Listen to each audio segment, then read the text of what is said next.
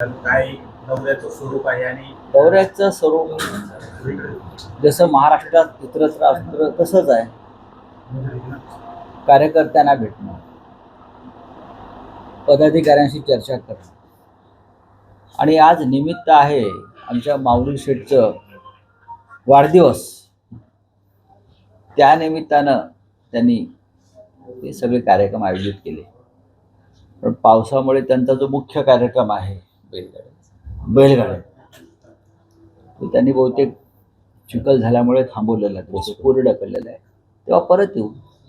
स्थानिक स्वराज्य संस्थांच्या निवडणुका महाविकास आघाडी एकत्र लढेल का? कारण तुमचा हा तिन्ही तालुक्यांचा दौरा पाहता.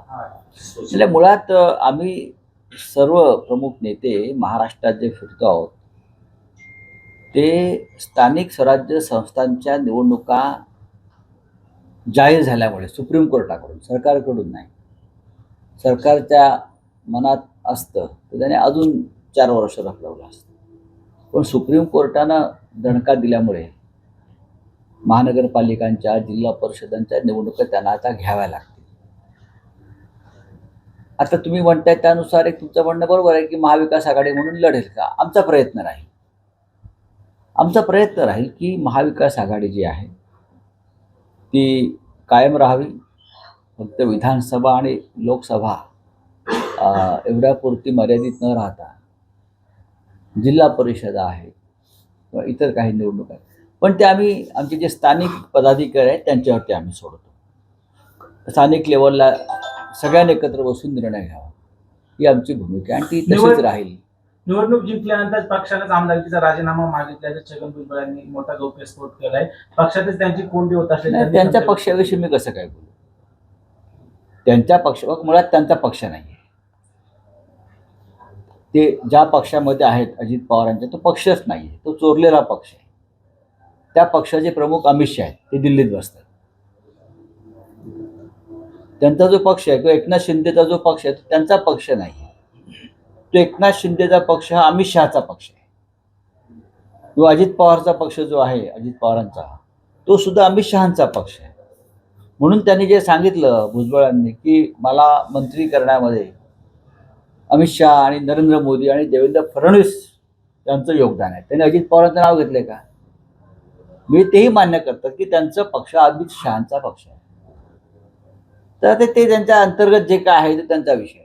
आक्रमक छगन भुजबळ आता कुठेतरी युटर्न घेताना भारतीय जनता पक्षाशी सोयरीक केलेला कोणताही नेता हा कालांतरानं किती मर्द असला तरी त्याचा सरपटणारा प्राणी होतो. ठाकरे बंधू एकत्र येणार अशा चर्चा होत आहेत. चर्चा कशाला होत आहेत? मी बोलतोय ना. काहीच चर्चा नाही. ठाकरेंचं पडद्यामागून चाललंय काय? ठाकरेंचं पडद्यामागे चाललंय काय? आता पडदा उघडायला वेळ आहे ना. पडदा योग्य वेळी उघडला जाईल आणि तुम्हाला संपूर्ण जे चित्र ते स्पष्ट होईल. आणि मी वारंवार सांगितलेलं आहे की उद्धव ठाकरे साहेबांकडून या सगळ्या प्रक्रियेला नक्कीच मान्यता आहे, सकारात्मक अशी भूमिका आहे. महाराष्ट्राच्या जनतेच्या मनामध्ये जरी भावना असेल तर हा प्रयोग एकदा करून पाहायला हरकत नाही अशी माननीय उद्धव साहेबांसह आमच्या सगळ्यांची भूमिका आहे. छगन भुजबळांना मला असं वाटत नाही, कारण हा काय राजकीय व्यवहार किंवा सौदा किंवा व्यापार नाही.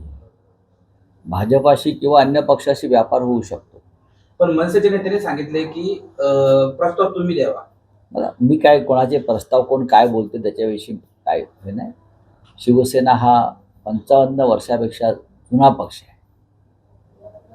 आज आम्हाला या EVM आणि व्होटर लिस्ट घोटाळ्यामुळे जागा कमी मिळाल्या असल्या तरी हा महाराष्ट्रातला शिवसेना हा एक प्रमुख पक्ष आहे, मजबूत पक्ष आहे. आणि यापुढेची चर्चा जर झाली तर ते त्या पक्षाचे जे प्रमुख आहेत सन्माननीय राज ठाकरे त्यांच्याशी होईल ना. कधीपर्यंत साधारणतः या चर्चेला सुरुवात होईल? होईल ना, होईल. झाल्यावर तुमच्या वस्तूंना लपून राहणार आहे, ती नक्की व्हायला पाहिजे. मी आमची भूमिका सांगतो की आमच्याकडून कोणते अडथळे नाही. मी कालही म्हणालो की मराठी माणसांच्या कल्याणासाठी महाराष्ट्रातल्या, मुंबईसह महाराष्ट्रातल्या मराठी माणसाच्या स्वाभिमानासाठी समस्त मराठी माणूस गट तट विसरून एक आला आणि गुजरातच्या व्यापाऱ्यांच्या छाताडावर बसला, जे दिल्लीत आहेत ते, तर ही बाळासाहेब ठाकरेंना सगळ्यात मोठी मानवंदना ठरली. माननीय बाळासाहेब ठाकरेंनी त्यांचं संपूर्ण आयुष्य हे मराठी माणसाच्या स्वाभिमानानं त्यांना जगता यावं या महाराष्ट्रात म्हणून वेचलं. शिवसेना त्यासाठी स्थापन झाली. त्याच्यामुळे आम्हाला एखादं पाऊल पुढे टाकण्यात किंवा एखादं पाऊल मागे घेण्यात या विचारासाठी आम्हाला कमीपणा वाटत नाही. राज ठाकरेंतून होकार आलाय काही या गोष्टीला? बघू ना, सगळ्या गोष्टी आता कशा का उघड करून यात होकार नकाराचा प्रश्नच येत नाही. हे काय आम्ही व्यापारी पिढीवर बसलेलो नाही आहोत ना. खरं तर राज आणि उद्धव ठाकरे एकत्र येऊन यासाठी बरेच जण टपलेत. गुलाबराव पाटील म्हणतात, स्वतः ते टपले आहेत, त्यांचं काय होईल? तर ते म्हणतात की तुम्ही असं म्हणता दिलसे म्हणताय आणि मनसे पण बोलत नाही काही. पण त्यांना काय कळलं? बघा, त्यांची युती जी आहे ही अमित शहा बरोबर आहे. त्यांनी त्यांच्या युतीचं पाहावं. त्यांनी त्यांच्या युतीचं पाहावं ना. त्यांची युती अमित शहा बरोबर आहे का मोदींबरोबर आहे का फडणवीसांबरोबर आहे? त्यांनी त्यांची भूमिका मांडावी. आम्ही काय करतोय किंवा राज ठाकरे काय करतो, ठीक आहे, राज ठाकरेकडे ते चहा पाणी वगैरे करायला जात असतील त्यांच्या पक्षाचे जे काही नेते आहेत, एकनाथ शिंदे. पण भविष्यातलं राजकारण महाराष्ट्रातलं आणि देशातलं झपाट्यानं बदलणार आहे. पालिका निवडणुका डोळ्यासमोर ठेवून ही कुठेतरी युती होण्याची शक्यता आहे अशी चर्चा होतीये. होऊ द्या ना चर्चा. तशी चर्चा झाली ते बिघडलं कुठे? मुंबई महानगरपालिका ही नुसती महानगरपालिका नाही. मुंबई हे मराठी माणसाचं हृदय आहे. या मुंबईसाठी 106 मराठी माणसांनी हुतात्मे दिलेले आहे. महाराष्ट्राची राजधानी तुम्ही लक्षात घेतलं पाहिजे. आणि ही मुंबई गिळण्याचं काम अमित शहा, नरेंद्र मोदी, फडणवीस करणार आहेत भविष्यामध्ये. मुंबई मराठी माणसाच्या हातात राहू नये यासाठी यांचे सगळे पुढले प्रयत्न राहतील. अशा वेळेला मुंबई महानगरपालिका जिंकण्यासाठी मराठी माणसांनी एकत्र यायचं ठरवलं राजकीय माध्यमातून, तर मला वाटतं मीडियाने आणि पत्रकारांनी त्यांना पाठिंबा दिला पाहिजे. मराठी माणसांसाठी ठाकरे एकत्र येत आहे. सुधीर मुनगंटीवार म्हणतात की चांगली गोष्ट आहे, म्हणजे मराठी माणसासाठी ठाकरे एकत्र येत असतील तर भाजपकडून त्यांचं स्वागत आहे, असं सुधीर बघा, मुनगंटीवार. सुधीर मुनगंटीवार हे ज्येष्ठ नेते आहेत आणि भाजपच्या जुन्या फळीतले नेते आहेत. भारतीय जनता पक्ष आणि शिवसेनेची युती तुटू नये म्हणून प्रयत्न करणारे ते नेते होते. त्यांच्या भावना महत्त्वाच्या आहेत. हे नवीन भाजपच्या पिढीला कळणार नाही, जे बाहेरून आलेले आहेत. त्याच्यामुळे सुधीर भाऊ जे बोलत आहेत ते त्याचं मी स्वागत करतो. फडणवीसांनी जर ठरवलं तर भुजबळ तिसरे उपमुख्यमंत्री होतील असं गिरीश महाजनांनी म्हटलंय. नाही, असं आहे की एकेकाळी भारतीय जनता पक्ष एकही उपमुख्यमंत्री करायला तयार नव्हता जेव्हा आम्ही एकत्र होतो तेव्हा. आता तिसरा, चौथा, पाचवा ते किती करू शकतात? ते 4 मुख्यमंत्री करू शकतात. ते गद्दारांसाठी एकच काय, नवीन एक घटना तयार करून किंवा घटना दुरुस्ती करून महाराष्ट्रात एकापेक्षा जास्त मुख्यमंत्री करण्याचा सुद्धा अमेंडमेंट करू शकतात. या भारतीय जनता पक्षाचं काय खरं नाही. भुजबळांना अनेक पक्षात ऑफर होते असं त्यांनी म्हटलंय. भाजपकडनं ऑफर होती, शिवसेना उद्धव बाळासाहेब ठाकरे पक्षाकडून सुद्धा त्यांना ऑफर होती पक्षात घेण्यासाठी. मग गेले का नाही? आता ते भाजपमध्येच आहेत ना. आता ते कुठे आहेत? ते अमित शहांच्याच पक्षामध्ये आहेत. त्यांनी ती ऑफर स्वीकारलेली आहे भाजपची आणि ती त्या पक्षात, बघा, तांत्रिकदृष्ट्या ते एखाद्या दुसऱ्या गटामध्ये असते, पण त्यांनी अमित शहाचं नेतृत्व मानलेलं आहे. ज्या अमित शहाने शिवसेनेचे तुकडे केले आणि त्यांना मुंबई तोडायची आणि महाराष्ट्र तोडायचे, त्या पक्षामध्ये आता या क्षणी भुजबळ आहेत हे त्यांनी स्वीकारलं पाहिजे.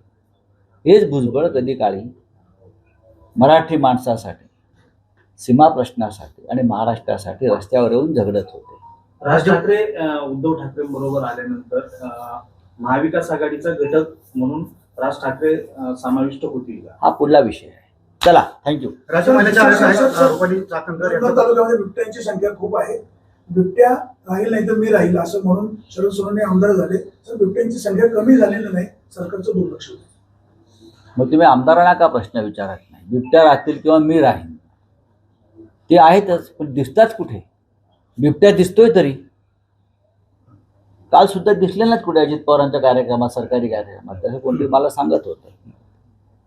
बघा, हा जो बिबट्या आहे 2 पायाचा, हा आमच्या पक्षात सुद्धा होता. तो राज ठाकरेंच्या पक्षात सुद्धा होता. आता तो अमित शहाच्या पक्षात गेलेला आहे. महिला आयोगाच्या रुपाली चाकणकर यांचा राजीनामा मागितला जातो. बघा हे सगळे वेगळे विषय आहेत. चला रुपाली, सर बघा. शेवटचा प्रश्न घेतो. शेवटचा प्रश्न होता. सर पुन्हा काय बीडच्या लोकांचा भरोसा नाही, ते कधी काटा काढतील असं संजय शिरसाट म्हणले. सर वैष्णवी हगवणे हुंडाबळी प्रकरणाचा एबीपी माझा, उघडा डोळे बघा नीट.